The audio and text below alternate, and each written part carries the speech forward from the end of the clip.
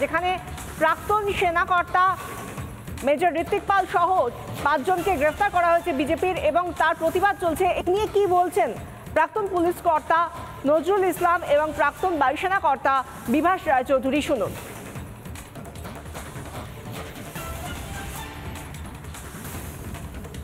মিছিল কেউ করতে পারে, কিন্তু তার জন্য একটা অনুমতি নিতে হয় এবং শান্তিপূর্ণভাবে করতে হয়, এবং তাতে দেশবিরোধী বা বেআইনি কথাবার্তা বলা যায় না। তো এগুলো তারা করেনি, অথচ অ্যারেস্ট করা হয়েছে। তারা অনুমতি নিয়েছে অথচ অ্যারেস্ট করা হয়েছে, তখন বলা যাবে যে এটা মনে হয়েছে। দেখুন, একজন এক্স মেজর, তিনি খুব ভালোভাবে জানেন কোনটা দেশবিরোধী কাজ কিংবা কোনটা আইন বিরুদ্ধ কাজ।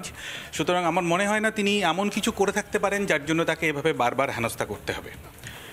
আর রাজনৈতিক মতামত কারুর থাকতেই পারে, কোনো র্যালিতে যোগ দেওয়া কিংবা সরকারের বিরোধিতা করার অধিকার সবার আছে। বিশেষ করে একজন এক্স সার্ভিসম্যান হিসেবেও যদি আমরা চিন্তা করি, he has got the full right.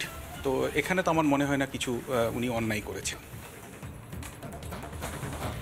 আমরা শুনলাম প্রাক্তন বায়ুসেনা কর্তা, তার তরফ থেকে তিনি বলছেন যে কোনো রকম ভাবে যদি আইন লঙ্ঘন না করা হয়, কেউ গণতান্ত্রিকভাবে যদি বিক্ষোভ প্রতিবাদ অবস্থান করে, মিছিল করে, তাহলে অসুবিধা কোথায়। এবং পাশাপাশি আমরা নজরুল ইসলাম প্রাক্তন পুলিশ কর্তা, তাঁর বক্তব্যও শুনলাম। এবং যে জায়গা থেকে প্রশ্ন উঠে আসছে যে রবিবার দিন মিছিল হলো, রবিবার দিন প্রতিবাদ মিছিল হলো এবং আজ বুধবার, আজকে তাকে কোর্টে পেশ করা হলো। গ্রেফতার করা হয়েছিল গতকাল অর্থাৎ মঙ্গলবার 7 তারিখের যে ডানকুনিতে প্রতিবাদ মিছিল বিজেপির, সেখানে হাঁটলেন মেজর ঋত্বিক পাল আর তাকে গ্রেফতার করা হলো 9 তারিখ। এর পেছনে কারণটা কি? এবং স্বাভাবিকভাবেই মানুষের প্রশ্ন উঠছে যে এতদিন পরে যখন একজন মানুষকে গ্রেফতার করা হচ্ছে, তার পেছনে ঠিক কী কারণ দেখাতে পারবে পুলিশ। এবং ইতিমধ্যেই তাকে কোর্টে পেশ করা হয়েছে।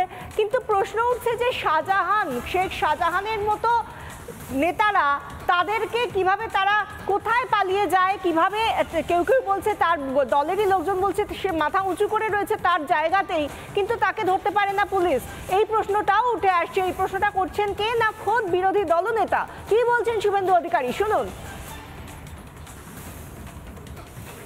এখানে ঘেরির মধ্যে আছে, আপনার সরবেড়িয়া ধামাখালির মধ্যে আছে, বেরমজুর জিপি 1-2 এর মধ্যে, এবং একটা বড় ঘেরির মাঝখানে ঘরে আছে।